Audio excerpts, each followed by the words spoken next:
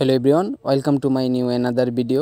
তো আজকে আপনাদেরকে একটা ইউনিক একটা সেটিং দেখাবো, সেটা আপনারা কখনো ইউজ করেন নাই।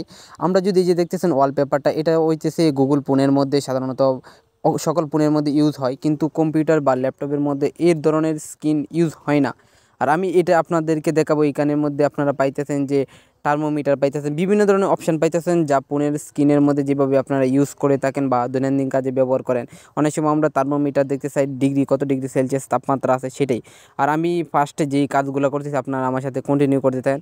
প্রথমে চলে যাবেন গুগল ক্রমে, তারপর ট্রিডরে চলে যাবেন, তারপর এক্সটেন্সের মধ্যে ক্লিক করবেন, পরে ভিজিট ক্রম ব্রাউজার ওয়েব স্টোর, এটাতে ক্লিক করবেন।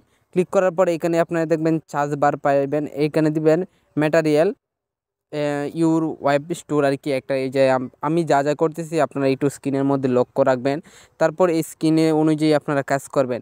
এই যে দিয়ে দেখতেছেন আমি এইখানে স্ক্রিনের মধ্যে লিখতেছি যে ম্যাটেরিয়াল। হয়তো বা আমার লেট হইতেছে কারণ এক হাতে ফোন আর এক হাতে আমি ভিডিও করতেছি। আপনারা এই যে দেখেন এখানে ম্যাটেরিয়াল ইউর, আমি এখানে আপনারা যে সম্পূর্ণটাই দেখানোর চেষ্টা করেছি। নিউ স্টেপ মনে হয় মেবি। তো আপনারা এইভাবে চলে যাবেন। তারপর আপনারা দেখতেছেন দ্বিতীয় নম্বর যে একটা অপশান আছে বা স্ক্রিন আছে, প্রথম নাম্বারটা।